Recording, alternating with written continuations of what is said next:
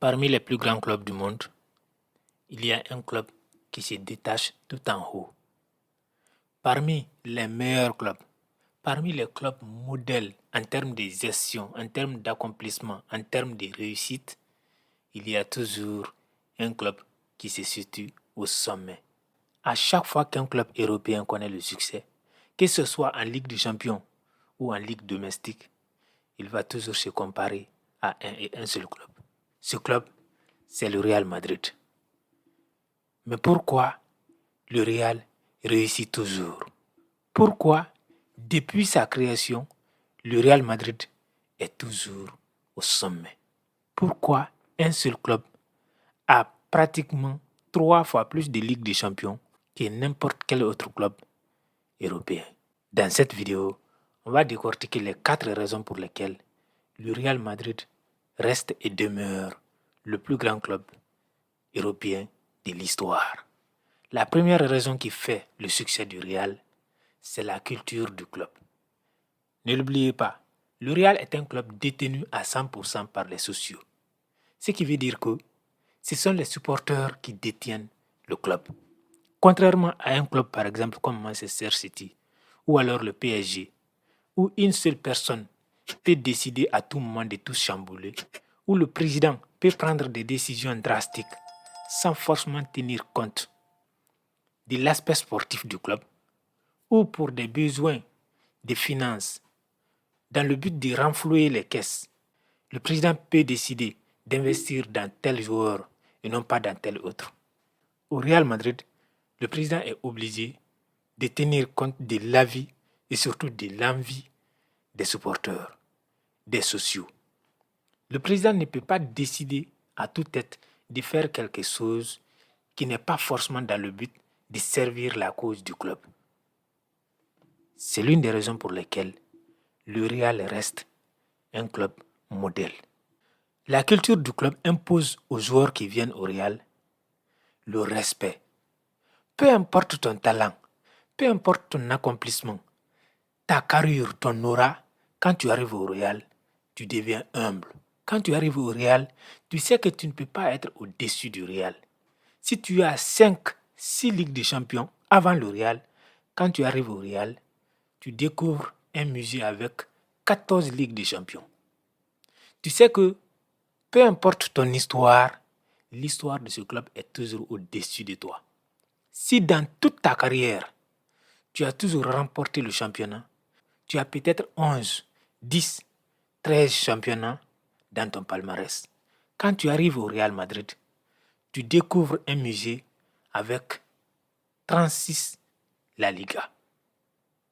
Tu seras toujours en dessous du Real.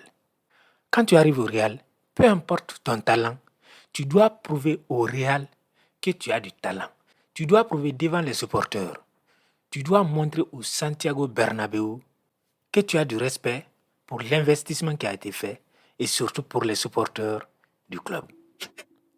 Le Real Madrid est un club dont l'aura impose aux joueurs de s'investir à 100%.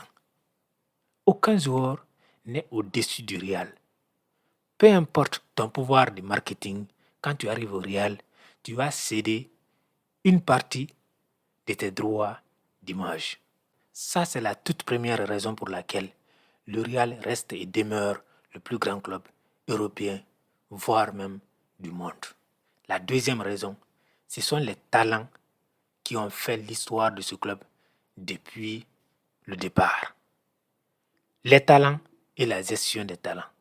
Au Real, il ne manque jamais de grands talents, des galactiques, en passant par Cristiano Ronaldo, les Gareth Bale, les Karim Benzema, jusqu'à aujourd'hui à Vinicius Junior ou encore Jude Bellingham. Au Real Madrid, il y a toujours eu les meilleurs joueurs du monde. Mais comment sont gérés ces meilleurs joueurs du monde? Là est toute la différence. Dans un club par exemple comme le PSG, où un joueur de 25 ans qui n'a pas encore accompli grand-chose dans le club peut décider avec quel joueur il veut jouer et avec quel joueur il n'a pas envie de jouer. Au Real, ce n'est pas le joueur qui décide. Que tu sois Cristiano Ronaldo ou encore Sergio Ramos, même si tu as accompli tout, absolument tout au Real, c'est toujours le Real qui décide. Tu n'as pas de pouvoir ni sur le président, ni sur le supporter, ni sur tes coéquipiers au Real. Au Real, un joueur n'a pas de pouvoir de décision. Au Real, peu importe ta grandeur, tu restes un élément de l'effectif dans lequel tu joues. Nous avons tous vu le cas de Cristiano Ronaldo, qui a annoncé son départ à une finale de Ligue des Champions qui venait d'être remportée par le Real Madrid. Ronaldo, à cette époque-là, était considéré comme l'élément incontournable de l'effectif du Real. Tout le monde pensait alors que le Real allait s'écrouler.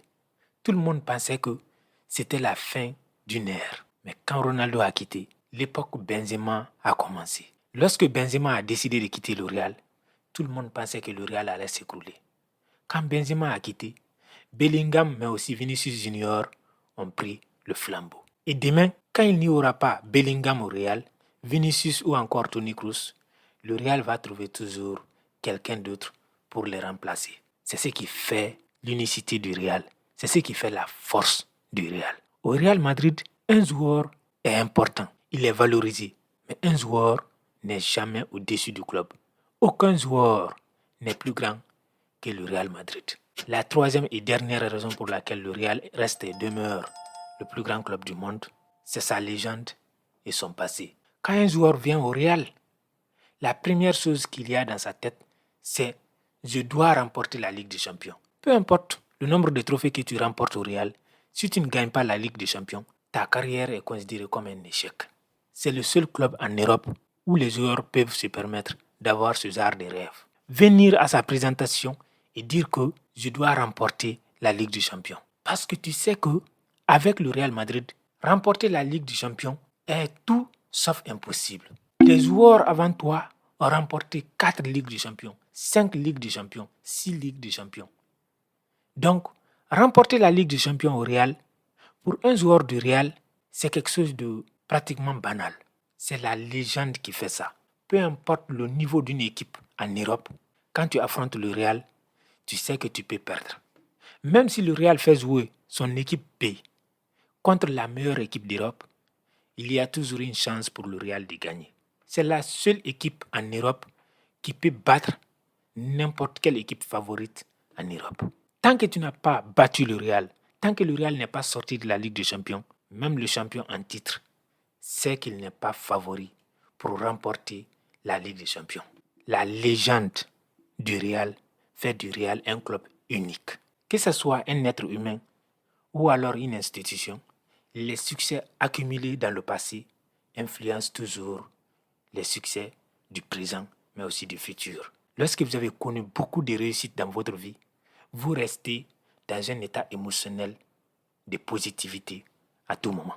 Parce que vous savez que vous avez déjà connu le succès. Vous savez que avec les mêmes méthodes et les mêmes démarches que vous avez aujourd'hui, vous avez connu la réussite auparavant. Et vous savez donc que avec les mêmes méthodes, la même rigueur de travail, les mêmes démarches, ce n'est qu'une question de temps avant que vous n'arriviez à avoir de l'accomplissement à nouveau. C'est ce qui se passe au Real Madrid.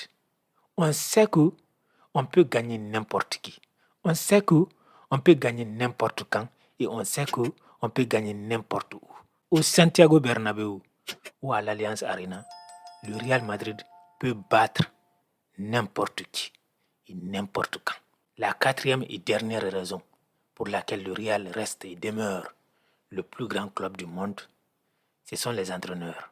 Le choix des entraîneurs fait la différence entre les plus grands clubs et les petits clubs. Dans un club comme le PSG par exemple, où on change d'entraîneur chaque année, et un club comme le Bayern ou le Real, où chaque entraîneur vient avec un projet, si le projet ne réussit pas, c'est à ce moment qu'on songe à changer d'entraîneur. À moins que l'entraîneur lui-même décide de s'en aller, tant que le projet est en marche, on garde toujours l'entraîneur. La confiance absolue est accordée à l'entraîneur. Ce n'est pas parce que le Real ne remporte pas une Ligue des Champions à une année donnée que tout de suite on va se débarrasser de l'entraîneur. Non. Tant que l'entraîneur arrive à avoir des résultats, au Real, il a toujours la confiance. Les entraîneurs choisis pour le poste d'entraîneur du Real sont des entraîneurs qui ont une certaine réputation.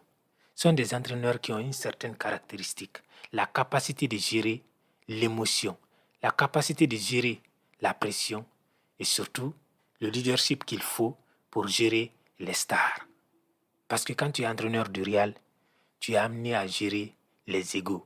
Les plus grandes stars du foot sont à ta charge. Ça fait toute la différence. Dans un club comme le PSG, une star dans l'équipe, c'est un problème. 2 stars dans l'équipe, c'est quasiment impossible à gérer pour l'entraîneur. Tout le monde est impliqué dans la gestion du vestiaire. Au Real, c'est l'entraîneur qui décide. Même si tu as le talent, si l'entraîneur décide de te mettre sur le banc, il te met sur le banc. Personne n'intervient. Personne ne viendra dire quoi que ce soit. Et même s'il y a des critiques dans les médias, l'entraîneur quand même a le dernier mot pour chaque décision qui concerne le 11 titulaire de chaque match. Selon vous, quel autre aspect fait que le Real reste un club unique? Pourquoi un club, parmi tant d'autres, arrive toujours à se hisser au sommet alors qu'il n'a pas forcément les meilleurs joueurs dans son équipe? J'attends vos avis dans les commentaires. En attendant, mettez le pouce bleu à cette vidéo et abonnez-vous à cette chaîne.